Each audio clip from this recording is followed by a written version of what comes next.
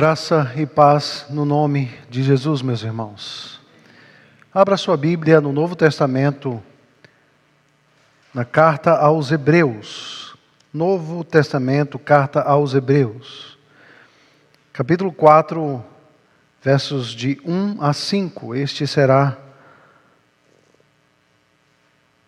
o escopo da nossa exposição nessa noite. Carta aos Hebreus, capítulo 4, versos de 1 a 5.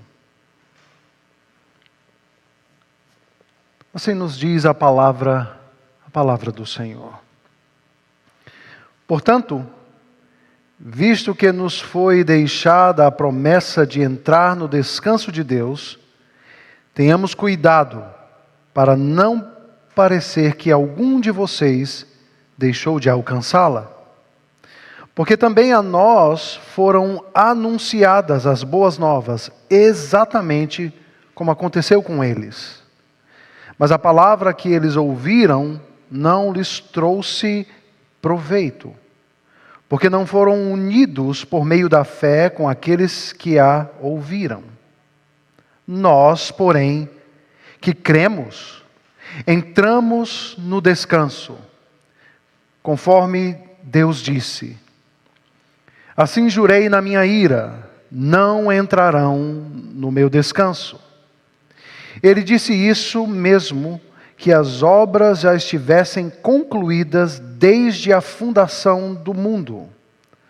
Porque em certo lugar, assim disse a respeito do sétimo dia. No sétimo dia Deus descansou de todas as obras que tinha feito.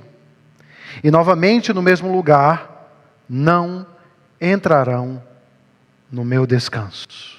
Oremos mais uma vez. Pai, estamos diante da Tua palavra, Senhor. E te pedimos que o Senhor abra os nossos olhos, cative as nossas mentes e corações, para ouvirmos a Tua voz, e assim não endurecermos o nosso coração. Te pedimos que o Senhor fale conosco, com cada um de nós, e que esta palavra traga a nós edificação, encorajamento, ânimo, advertência, confronto. Nós oramos ao Senhor, no nome de Jesus. Amém. Irmãos, eu gostaria de dar início hoje a uma nova série de exposições, no capítulo 4 da carta aos Hebreus. Um recorte intencional. Um recorte intencional para estudarmos a respeito do tema o descanso do Senhor. O descanso do Senhor. A carta aos Hebreus, ao mesmo tempo que nos traz muitas advertências, e advertências estas para que não nos desviemos do caminho do Senhor, ela também nos recorda, nos relembra das promessas de Deus ao longo da história da salvação. A carta aos Hebreus se constitui no livro com a mais rica descrição, ou a mais incomparável e singular descrição a respeito da pessoa de Cristo, da supremacia de Cristo. Esses crentes, no primeiro século, estão passando por lutas, perseguições, dificuldades, como é bem típico daquela época. Portanto,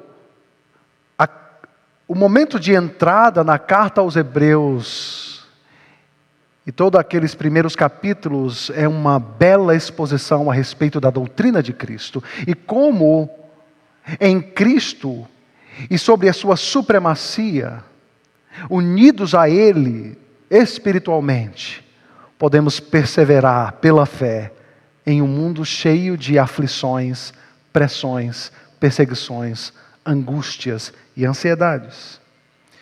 A carta aos Hebreus é uma exortação pastoral àqueles que estavam tentados a retroceder, a desistir, a jogar a toalha no chão, diante das aflições e das pressões que eles passavam naquela época.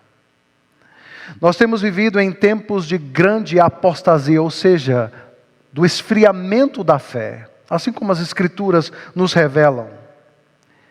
A carta aos Hebreus nos encoraja a colocarmos firmemente a nossa fé em Cristo Jesus. Mas ela faz mais. Deus nos exorta à perseverança. E a perseverança em meio às provações. Deus nos fala o porquê e como nós devemos prosseguir na vida cristã. O Senhor também nos adverte a respeito das ciladas que são típicas ou comuns a cada época.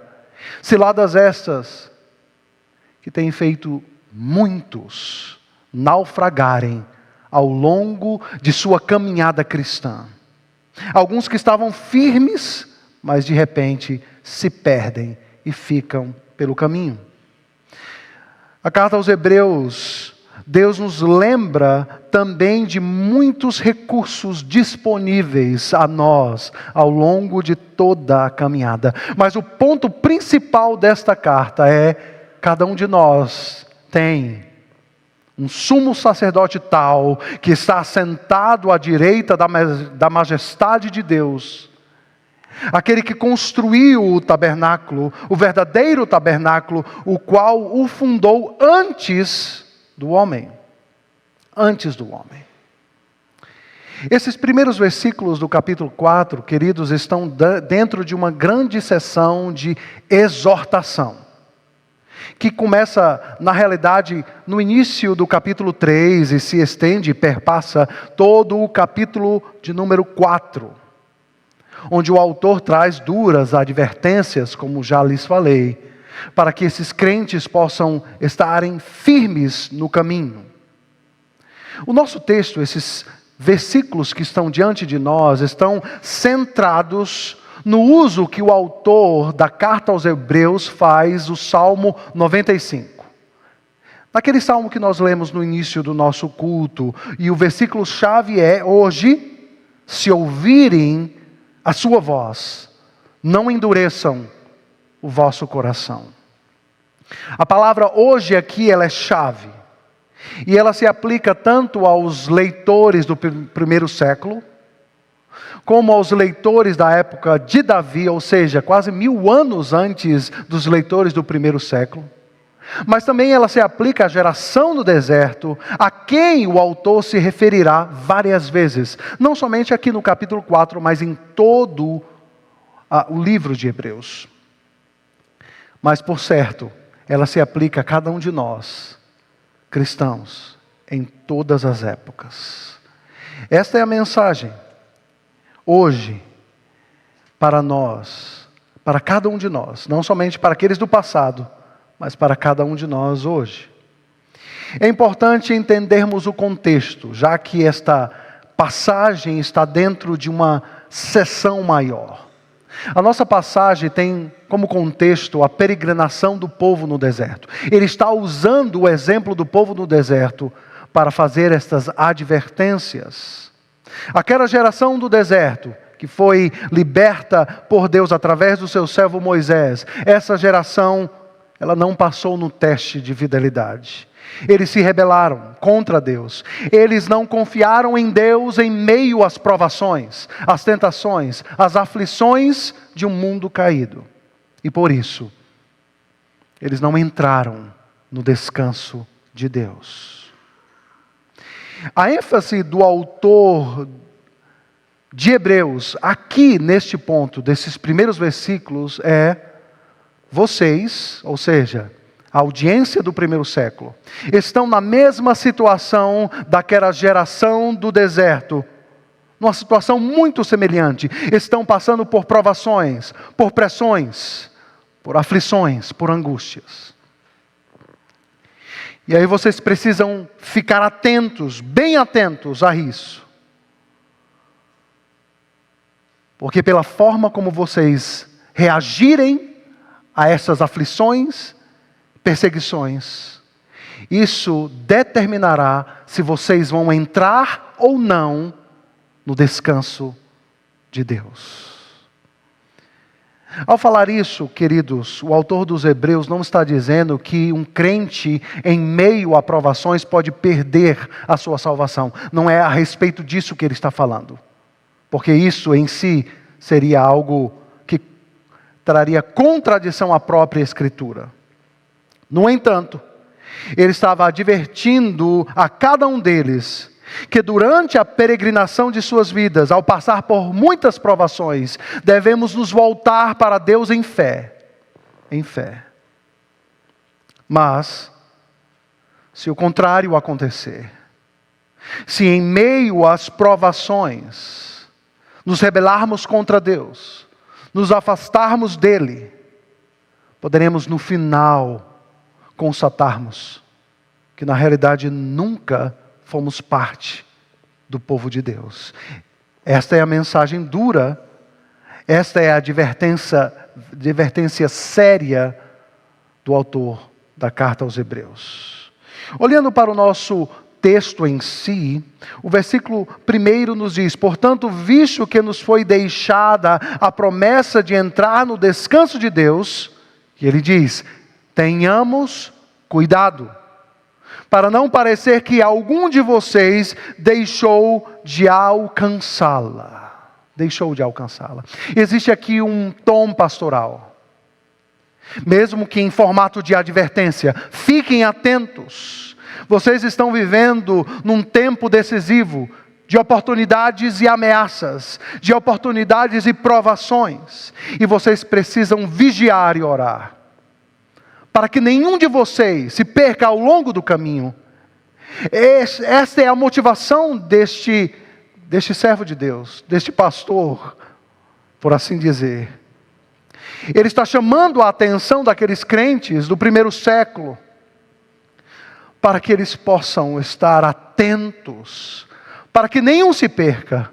Este é o zelo deste pastor.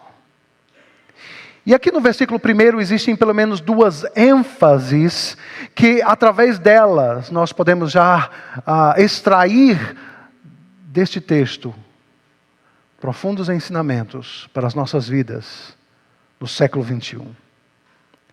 E a primeira ênfase é a ênfase a respeito da perseverança em meio às provações. Da perseverança em meio às provações. E é interessante que o autor aqui se utiliza de uma metáfora, de uma corrida, quando ele diz: para não parecer que algum de vocês deixou de alcançá-la, ou seja, para que todos nós nessa corrida possamos avançar, cada um de nós, todos aqueles que ouviram a mensagem do Evangelho, todos aqueles que fazem parte do povo de Deus, possamos avançar nesta corrida até o final dela. A perseverança, meus queridos irmãos, é uma marca da fé genuína. Na realidade, ela é um elemento essencial da vida cristã. Em nenhum lugar da Escritura nós somos informados de que a vida de um cristão será simples ou fácil. Não, ela não será. Talvez experimentemos momentos de satisfação ou um momento de oásis na vida para nos refrescar, mas para seguirmos a nossa viagem, a nossa peregrinação rumo à terra prometida. Ao passo que desviar-se é uma marca de uma fé falsa e que não conduz à salvação. Eis aí a primeira ênfase, a perseverança em meio às provações. Quando somos provados, Deus nos dá a oportunidade de exercitar a nossa fé. Quando as coisas não acontecem quando nós esperamos que elas aconteçam, ou da forma como nós gostaríamos que elas acontecessem, então eis aí uma oportunidade de exercitarmos a nossa fé, voltando-se para Deus, em confiança, em confiança.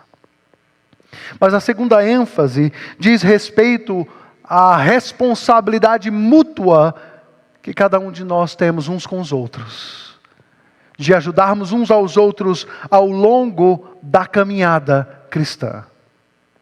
Para entendermos esta segunda ênfase, é importante que nós voltemos uma página aí na sua Bíblia, no capítulo 3. No capítulo 3.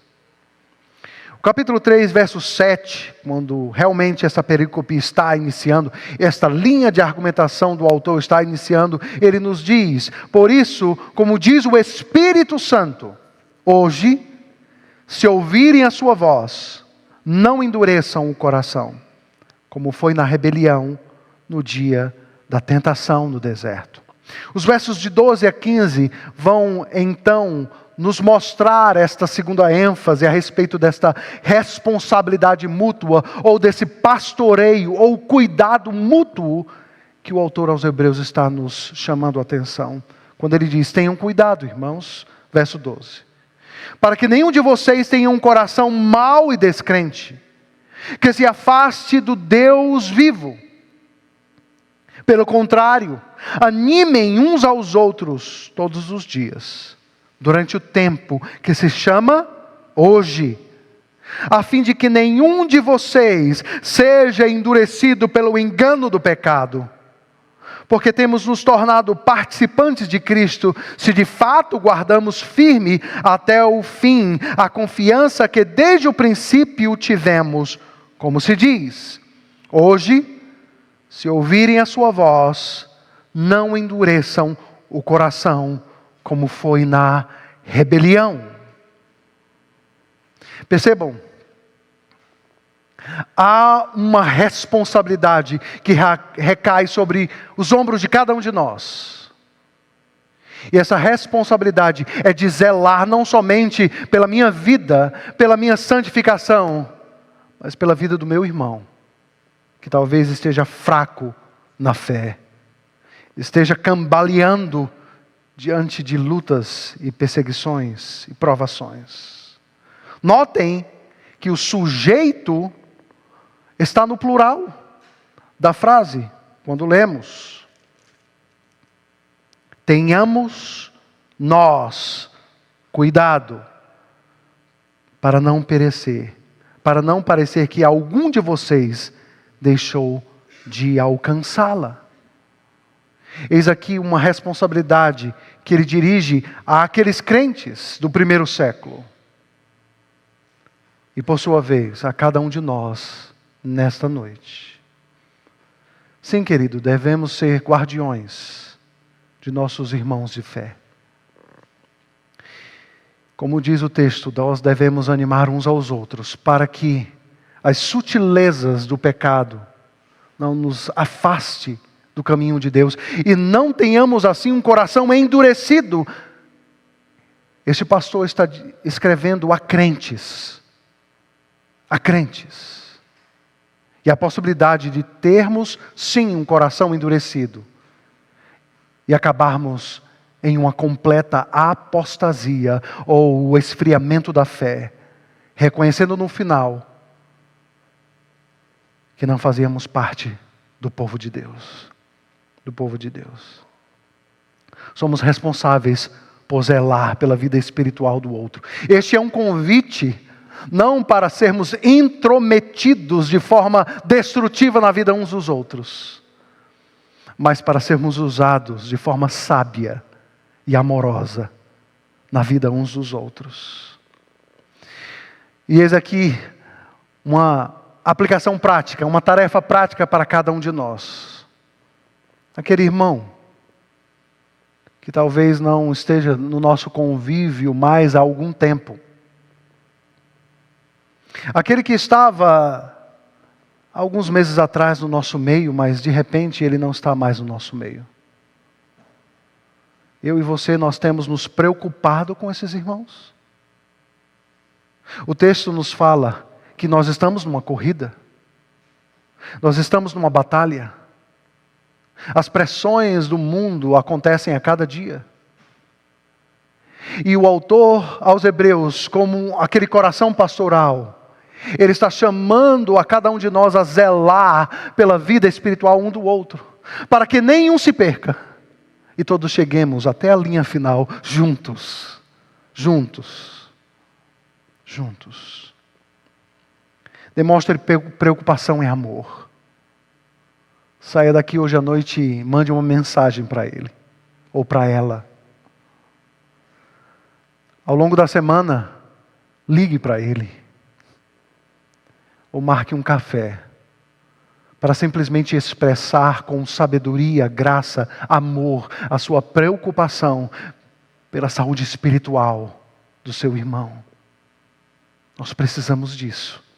E é isto que o autor aos Hebreus está nos ensinando no primeiro versículo do capítulo 4. E eis aqui algo que para nós deve ser um ensinamento. A ideia de uma unidade militar.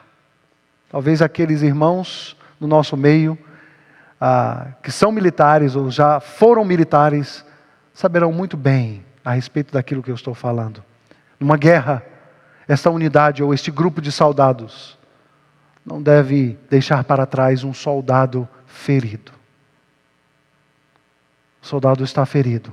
O agrupamento deve voltar para resgatar aquela vida preciosa. A igreja deve ser da mesma forma. Um irmão está ferido, um irmão está desanimado, um irmão está querendo desistir, retroceder. Cuidemos uns dos outros, para que todos cheguemos ao final da corrida juntos. E é por isso que o autor Tiago, em sua carta, nos fala: aquele que converte um pecador de seu caminho errado salvará da morte a alma dele e cobrirá uma multidão de pecados. Uma multidão de pecados. É óbvio que devemos ser sábios ao confrontar, ao exortar um irmão que está distante, que está enfraquecido. Mas uma igreja saudável é aquela que não abandona nenhum ferido. Aqueles que estão fracos na fé. É aquela que não abandona. Cada um de nós devemos estar atentos a esta segunda ênfase nos fornecida pelo autor aos Hebreus. Mas avancemos. Os versos de 2 a 5, verso 2 a 5, nos trazem uma sequência, irmãos, de comparações, uma sequência de referências e uso de alguns termos que precisam ser entendidos, termos chaves para que possamos compreender o tema do descanso do Senhor. Pois o descanso do Senhor, ele é substituído pela palavra salvação no próprio livro aos Hebreus. O autor adverte os seus ouvintes, referindo-se ao povo no deserto. O texto nos diz: portanto, também a nós, e este a nós, entenda-se, o povo do primeiro século, foram anunciadas as boas novas exatamente como aconteceu com eles. Este eles aqui referindo-se ao povo no deserto. Mas a palavra que eles ouviram não lhes trouxe proveito, porque não foram unidos por meio da fé com aqueles que a ouviram. Nós recebemos essa palavra, diz o autor, e nós cremos nessa palavra, e por isso entramos no descanso de Deus, que significa a salvação. Aquele povo no deserto, foi dado a eles as boas novas. Creiam nessa mensagem, na palavra de Deus. Peregrinem perseverantemente ao longo do deserto, para entrarem na terra prometida. Mas toda a primeira geração se rebelou contra Deus. Se afastaram de Deus. E porque eles se rebelaram, na ira do Senhor, a eles foi dado a punição de morrerem, de caírem todos no deserto. Assim jurei na minha ira, não entrarão no meu descanso. Ele disse isso, mesmo que as obras já estivessem concluídas desde a fundação do mundo. Porque em certo lugar assim diz a respeito do sétimo dia. No sétimo dia Deus descansou de todas as obras que tinha feito. E novamente no mesmo lugar, não entrarão no meu descanso. Irmãos, olhando para o texto então, nós podemos olhar que existem dois termos que são chaves para a compreensão do final desta passagem. O descanso de Deus e o sábado santo do Senhor. O autor descreve a salvação como o descanso oferecido por Deus. Mas, ao final do verso 3, início do verso 4, ele faz referência a um texto de Gênesis, capítulo 2, verso 2. A narrativa da criação. Para expandir a definição do termo descanso de Deus como salvação. Vejamos então as duas coisas. E a primeira pergunta é: o que o autor quis dizer quando utilizou o termo descanso de Deus? Um autor e estudioso da Escritura Sagrada de nome William Lane escreveu, abre aspas, o conceito de descanso, no contexto da promessa feita à geração do povo de Israel que saiu do Egito, significava a entrada deles em Canaã, a terra prometida, o lugar onde eles teriam descanso de todas as lutas. Ou seja, o significado, a audiência do primeiro século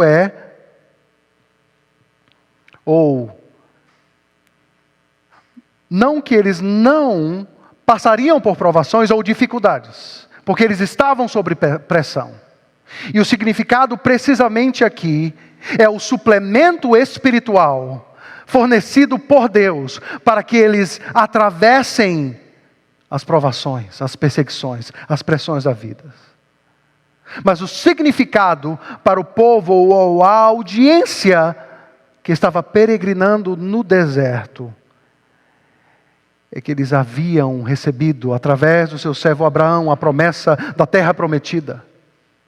Mas eles precisavam peregrinar confiantemente no Senhor, até que eles alcançassem a terra de Canaã. A terra de Canaã. Então, estamos diante de um quadro que é bem interessante nós entendermos. O primeiro deles, o povo de Israel estava cativo no Egito. Eles são libertos e salvos por Deus através do seu servo Moisés, conduzidos a uma peregrinação no deserto com muitas provações, aflições, angústias, testes, até entrarem na terra prometida, a terra que mana leite e mel. Paralelamente, os cristãos de todos os séculos, salvos por Cristo, do império ou da subjugação do pecado, são livres pela obra de Cristo e conduzidos a uma peregrinação neste mundo caído, até que finalmente entremos no descanso de Deus, em um novo céu e uma nova terra. A salvação eterna na presença do nosso Deus. Do nosso Deus. Mas o que o autor quis dizer quando ele se refere ao texto de Gênesis, capítulo 8? Qual o significado do descanso de Deus em conexão com o sétimo dia da criação? Para isso, nós precisamos retornar ao texto de Gênesis. Gênesis capítulo 1. Em Gênesis capítulo 1, queridos, nós temos o relato dos dias da criação. E temos um padrão bem interessante que é importante nós notarmos ou percebermos. Por exemplo, no versículo de número 5, existe o termo houve tarde e manhã, o primeiro dia. Já no versículo de número 8, o mesmo termo, houve tarde e manhã, o segundo dia. Então nós estamos vendo um padrão que se repete ao longo dos 6 dias da criação. Mas, ao olharmos o sétimo dia, nós podemos ler no capítulo 2, verso 1, assim, pois foram acabados os céus e a terra, e tudo o que neles há. E havendo Deus terminado no sétimo dia a sua obra, que tinha feito, descansou nesse dia. de toda a obra que tinha feito. E Deus, prestem bem atenção, abençoou o sétimo dia e o santificou, porque nele descansou de toda a obra que como Criador tinha feito. Nós temos um padrão nos 6 primeiros dias. Houve tarde e manhã, o primeiro dia. Mas o sétimo dia é um dia interminável, nos fornece essa informação o autor de Hebreus.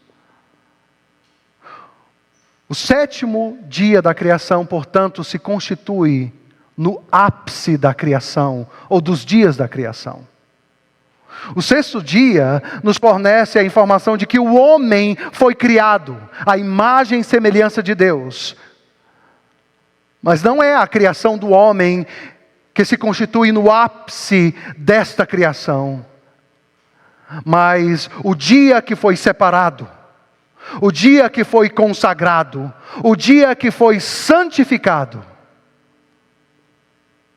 Isso significa que toda a criação de Deus ruma para o último dia, o dia sétimo, o dia da perfeição, onde estaremos na presença de Deus por toda uma eternidade. Por toda uma eternidade. Um estudioso da Bíblia de nome Richardson escreveu a respeito disso o seguinte, abre aspas, o autor de Gênesis está dizendo para nós que essa estrutura de 7 dias nos mostra que o fim último da criação não é simplesmente a existência do homem, mas o fim último de toda a criação é o sábado santo do Senhor. E o significado disso é que o homem foi criado para viver em santidade e para o descanso. A plenitude do homem é encontrada finalmente no descanso do Senhor. Ele é criado, mas ele deve buscar a santidade para que ela atinja uma glória que será terminada no sétimo dia ou no dia eterno. No dia eterno. O sábado cristão, a saber, o domingo, porque Cristo está no centro desta criação, que celebramos hoje, o dia do Senhor, o dia do ajuntamento solene, aponta para o destino final da criação de Deus. É para lá que nós estamos indo. O dia do Senhor, ou o sábado santo do Senhor, não é uma ordenança dos 10 mandamentos, mas ela é uma ordenança pré-redentiva.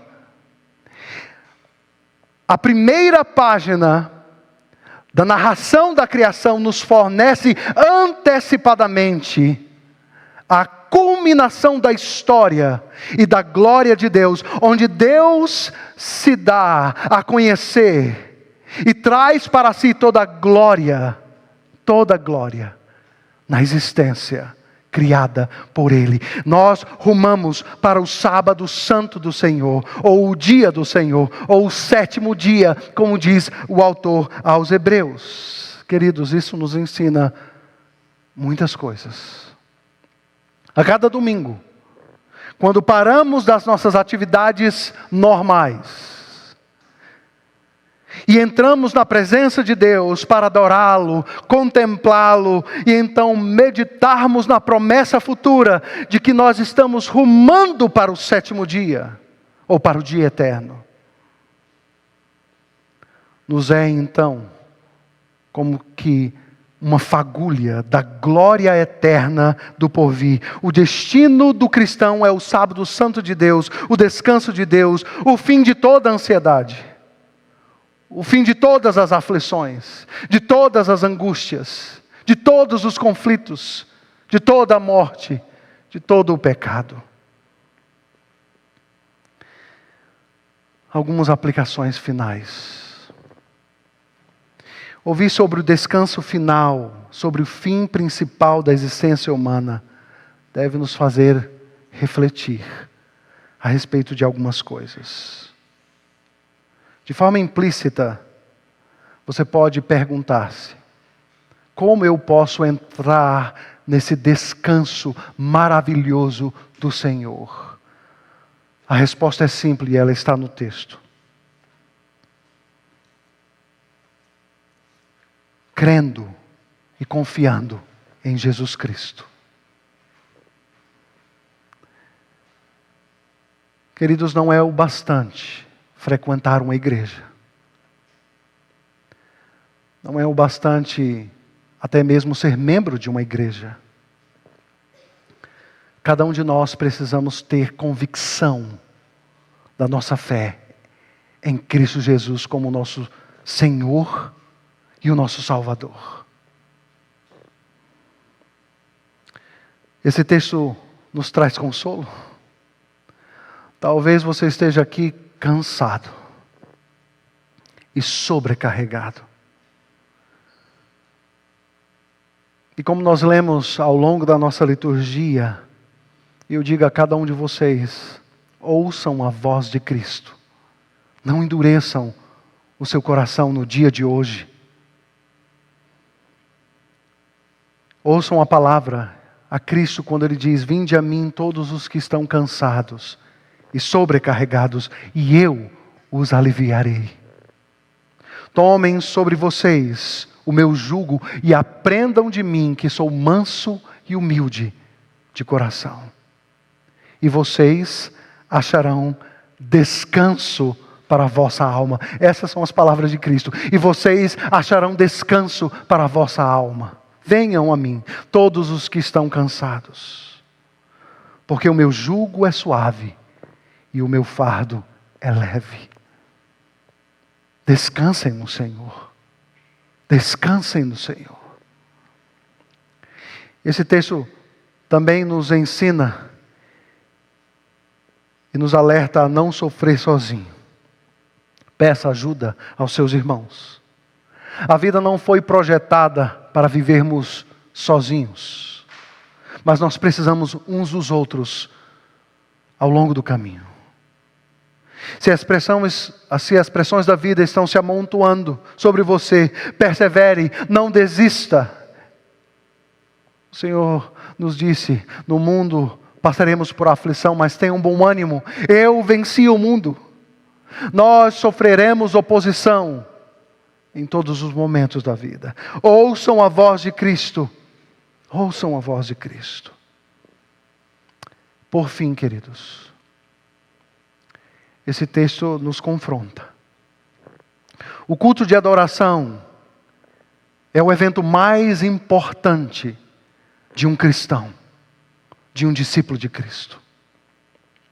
Em toda a semana, não existe absolutamente nada na semana que possa sobrepujar a importância do ajuntamento solene, do culto de adoração, que em si é um arquétipo, uma maquete, ou um degustar antecipado do sétimo dia, o dia eterno do Senhor, onde estaremos na sua presença por toda a eternidade. Não existe absolutamente nada na sua vida que seja mais prioritário, até mesmo o seu trabalho, com raras exceções. Há aqueles que se empenham para salvar vidas. Aquilo que a nossa confissão de fé fala a respeito disso.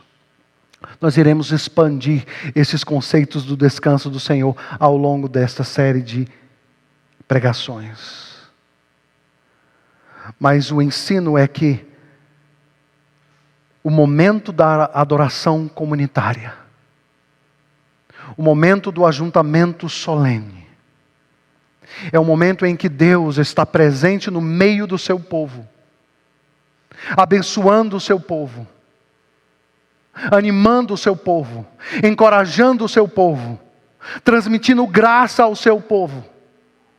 E vivemos em dias em que os cristãos suplantam e substituem o ajuntamento solene por outras atividades, demonstrando com as suas ações que na prática o descanso do Senhor, ou o ajuntamento solene, ou o sétimo dia, na presente ordem, pode ser substituído. Isso revela o nosso coração. Onde está o nosso coração? Onde estão as nossas prioridades? O que tem te impedido de adorar a Deus? A Deus. O texto nos ensina então que somos chamados a perseverar em lutas. Somos chamados a zelar pela vida uns dos outros.